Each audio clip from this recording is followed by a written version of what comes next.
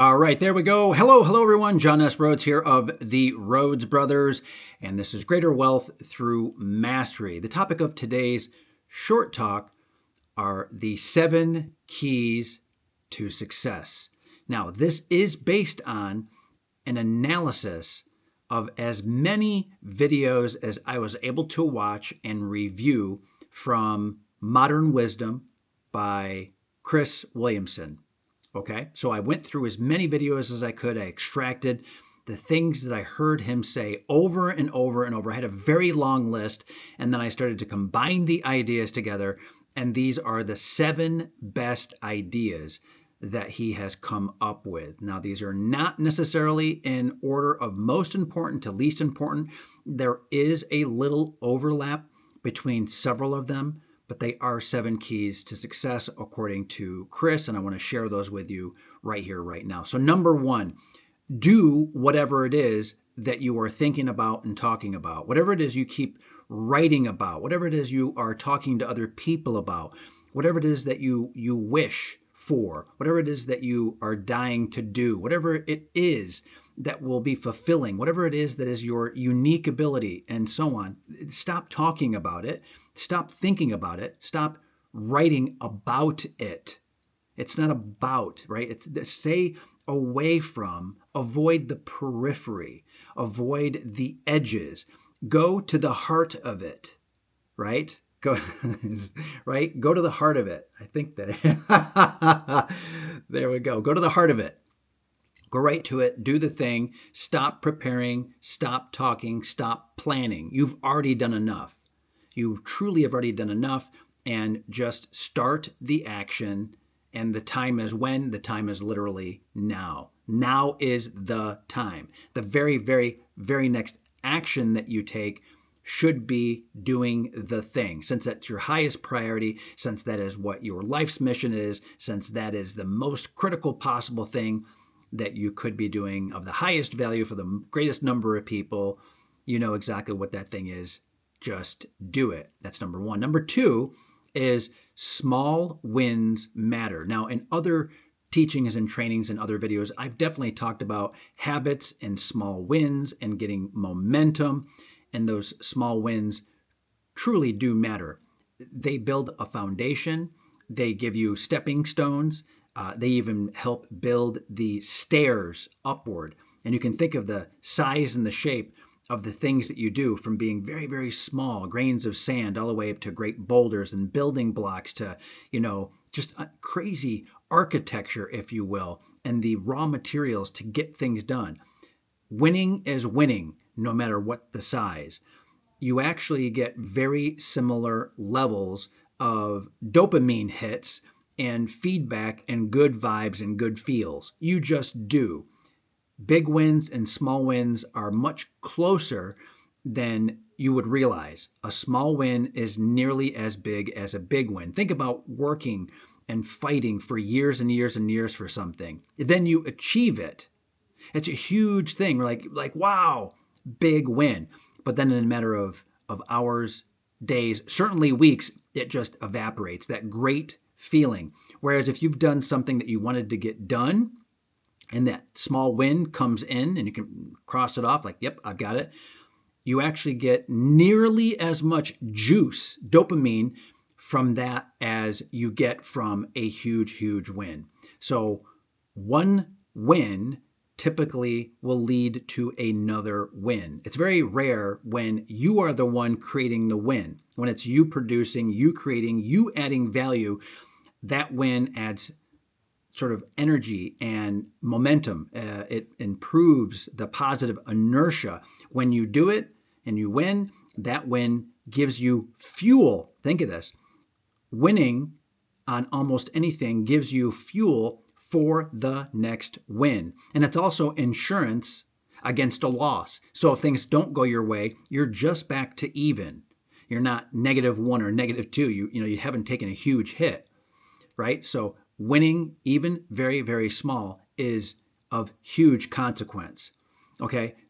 A great example might be something just waking up on time. Making a commitment to yourself and waking up on time is of tremendous value. And then you can also build habits and you can build these streaks, or I should really say, you can build from a win a streak, and from the streak, you can build the habit. So win to many wins, the streak, and then the habit. Very powerful, and it's a great concept that I just elaborated on for you. Number 3, action beats thought. One of the insidious things about plans and dreams and hopes, one of the very negative things, again, this is in my opinion, is that you get wrapped up in the good feelings of what could be, hopes, dreams, aspirations, and so on. But action will always be more positive for you and for others, and certainly it will create more value, because if you're just thinking, it is a false type of value. It is a false type of creation. Now, it can be positive and it can be motivating, but it's going to be ephemeral. It's going to evaporate. It's like fog. You can't grab onto it. It's going to go away. Whereas if you do something and action is actually taken, you have something that is objective. You have something physical or near physical, because you've done it and you've accomplished it and it's objective, and at least you have data. You can analyze it if you want, and you can dwell on what you've actually done. You can dwell on the positive, dwell on the outputs, and that's a lot different than the wishes and the dreams and I can't quite do it. And if you just have hopes, wishes, and dreams, they can turn negative very rapidly with a small change of emotion. So you can go from being very positive to very negative very, very quickly. Whereas if you've taken action, you're going to win or learn every time. You can actually see on the Rhodes Brothers channel, there's great training about this. And I've actually created a book specifically called Win or Learn. Like, there is no other way. You cannot lose if you take action. You either accomplish what it is that you wanted to accomplish, or you learn about the gap, you learn about what not to do, you build a case study, you can help other people achieve what you've achieved. Even if you fall short, you can lead by example and say, hey, do this, don't do that. Again, this is very powerful. It is taking action versus dreaming and hoping and wishing and desiring. There's nothing like taking action. It's super powerful. Do first, think later. No one says don't think. No one is trying to tell you that you shouldn't think at all and you should be a mindless robot, an automaton, a drone. You should not be. Instead, what you should do is take action. Then you can reflect on what actually happened, what you actually did. You can look at that thing and say, okay, great. And then, hey, is that far off from my dreams, hopes, aspirations? How far am I away from what I actually wanted? And now you have a gap, which is good because now you've identified the size and scope and shape of the gap, and you can go after it again with more action. Beyond powerful. Very, very good. Number 4, keep your promises. The number one idea here is not just to promise, it is to make promises to yourself first and foremost. So make the promise to yourself, number 1, most important. You being the person who is making the promise, and you being who you're making the promise to. Make promises, make contracts with yourself, and then keep your word, your promise to yourself. And I know you can do this. So don't break promises to yourself, and build trust by sticking to your word. Obviously, this means you can start to trust yourself. I know many people who don't trust themselves. They don't trust their judgment. Therefore, they can't make good decisions.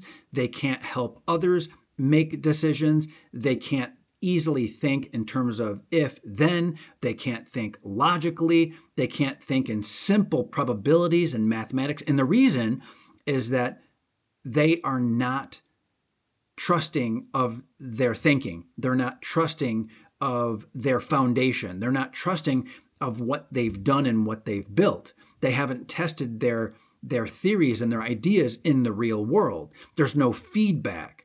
There's no mechanism of cycle, one after another, going through the motions of doing things that lead you to higher and higher places, higher and higher value for yourself and for other people. So keeping promises, making promises, and then keeping promises to yourself is of the utmost importance, and then sticking to those promises so you can trust yourself. Your confidence will grow as a result of making promises, sticking to the promises, and then recognizing that you did that. Also, this is very powerful and very critical for building up the habits that lead to you achieving the true life goals that you have. And obviously, along the way, the process and enjoying the process of doing the work that you're meant to do. Because we all do work every day. It doesn't matter how much money you have, you will always be doing work. Sometimes it's work with suffering and suffering only. Other times it's doing work and you're creating value. And maybe there's a little suffering, but you're actually creating value for the sake of others. And guess what? You win and they win because you're providing that value. Number 5, pain grows power. Pain grows power. So there's no point in doing work and having it go perfectly well. It means you didn't stretch yourself. It means you didn't challenge yourself. You need to be challenging and pushing yourself enough so there's a pinch of pain, maybe a lot of pain. It's possible there's a ton of pain. And it's like, whoa, that hurts a lot. It's the hard stuff that makes you stronger. If it hurts, it means you're improving. Now, obviously, you don't want to hurt yourself so much that it's just beyond and you can't recover, or it's the wrong kind of pain and the wrong kinds of places and the wrong ways. You need to be the judge of that. You can look to mentors. You can read books.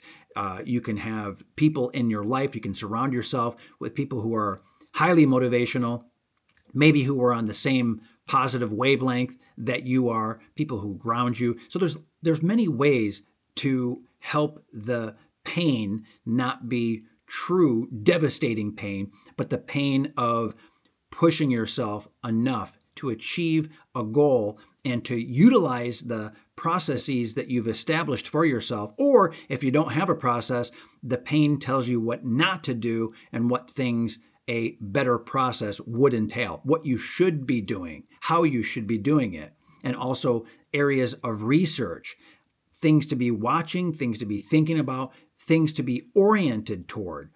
Pain gives you a very clear indication of what not to do. And if you do enough things where there's pain, you'll have an entire, part of your universe that it'll be like, avoid, do not touch. These things are not good. That is actually in your benefit because then your focus goes in those areas that are more productive and more positive and more beneficial to obviously you and to other people as well. Number 6, be ready to pay. That is, be ready to pay in terms of money, be ready to pay in terms of time, effort, focus, attention. Call it what you want. Call it life energy. Call it anything that you want, but be ready to pay. Greatness always comes with a cost. So think of this. If you want to be number one with something, that probably means that you will not be number one in many other things. In fact, you probably won't be number one in anything else, especially if it's something meaningful. You will have to give up parts of your life. You'll have to shut things out. You might lose time with your family. You might lose time in terms of vacation time or time to relax. You might also lose people in your life and just cut them out because they were friends at one point in time, but they're not helping you achieve your goal to be number one in some area. And obviously you can think of many different examples of this. And you've seen people like this too, where people just take off and suddenly they're gone and you're like, where'd they go? And then you find out years later that they are multimillionaires. They have started companies. They have, beautiful children and they're on vacation all the time. And you're like, how'd that happen? Where'd they go? Lots of lessons from that. It means they were not at the bar, hanging out with the boys, drinking their life away. They were not doing other things. And you know exactly what I'm talking about. They were not wasting their life. They decided to cut out or not do all these other things and to instead, unbelievably crazy focus in on what actually mattered in terms of being number one or to achieve their very, very top goal. You don't need to be number one, by the way. You don't need to be the number one in the whatever for whatever that topic is or that area is. Instead, it's more a matter of what are your top goals and what are you going to do to achieve it? So be ready to pay up in terms of time and effort. Be ready to pay up in terms of focus, that attention, all of that. be ready to pay up in terms of money. Absolutely. And money is just your stored energy. So think about working for money, extra money, and then you take that money and then you invest in tools, you invest in AI, you invest in coaching and mentoring, and you can find plenty of help through the Rhodes Brothers for free, but there's also many ways to invest in yourself through the Rhodes Brothers as well. Number 7, master your routine. And we've already talked about this in a few different ways, but I want to touch on what Chris Williamson is talking about. And it's like routines create more success than the actual result of what you're doing. And what that comes down to is, imagine that you're working very hard on writing a book, and you doing the work to create the book, your morning routine, what you're doing to prepare to write the book in terms of the title, the table of contents, the various chapters, getting the cover done, working with proofreaders, working with an editor, and thinking about managing your calendar, juggling schedules, working with the family, working with friends to make the time available.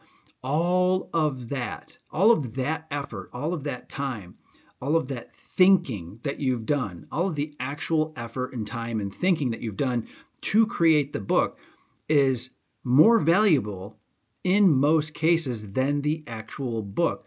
It's very likely your book will not be a wild bestseller. It will not do what you really truly want it to do. Now, it might get there and it might not. It's kind of a roll of the dice. But what I can tell you with certainty is that if you publish a book, you go through the process from, the idea, there is the inception, right? The thought, the idea, whatever it happens to be, and you go the whole way, and that book gets published, people will respect and admire the work that you've done. More importantly, you will have learned exactly how to create a book out of thin air. You will have learned a skill. You will have done something that other people have only dreamed about. And in fact, you could create a mentoring program. You could provide a service doing that for other people. You could pick a particular piece or part where you're a maybe ghostwriter, or you are the proofreader, you are the editor, you are the person who helps manage the book creation process for other people. You could start a membership. Do you see what I'm saying here? The book as the end product is nice. It's wonderful. It's a milestone. It's a goal. Something has been achieved. But the book itself is probably less important than everything else that went into the book. And if you recognize that everything that went into it, the process, the tools, the techniques, the mentors, the investments of, the blood, sweat, and tears, and the actual funds, the money that you put into it, that is of outlandish value. And so that's the mastery of the routine of achieving some goal. And that's sort of a finite game. Create a book. But you can turn life and different stages and parts of life, and even life as a whole, into an infinite game where it's the process that is the benefit to you, not the end result, not the work product. It's actually the process that you have established to achieve the goal. And you can constantly, forever, infinitely improve that process. And that process, guess what, is you and your life and your energy toward just about everything, not just creating a book, but literally you, improving how you think, improving how you memorize things, improving relationships, improving your health. You can turn it all into a game. It's an infinite game, and there is no ending. You just keep working on it. So that's the mastery of the routine and the processes and everything that goes into it. Routines create success. There's no doubt about it. Keep it simple and stick to it every single day. One of the great lessons I learned early on is what you do daily is probably who you most are. In other words, if you have a morning routine and you go through that routine every single day, and one of the key elements of the morning routine is something like practicing gratitude. then you will be a more grateful person in perpetuity. You will be known as a grateful person. You will feel like a positive, grateful person throughout the entire day, and then through the week, and then through the months and through the years, because it's part of a daily routine, your morning routine that you've established. And that's one of many, many, many examples. And of course, if you'd like to know more about my morning routine, by all means, comment below. Okay, does this resonate with your experience? Please send this episode to someone who you think might benefit from its message, because it's from word of mouth referrals just like yours that help this channel grow. That being said, this is John S. Rhodes of the Rhodes Brothers, and in the next video, you will be presented with a true breakthrough. I encourage you to follow that video right now after subscribing, and enjoy that video and that coming breakthrough, which you will very much appreciate. Again, John S. Rhodes signing off. See you in the next video.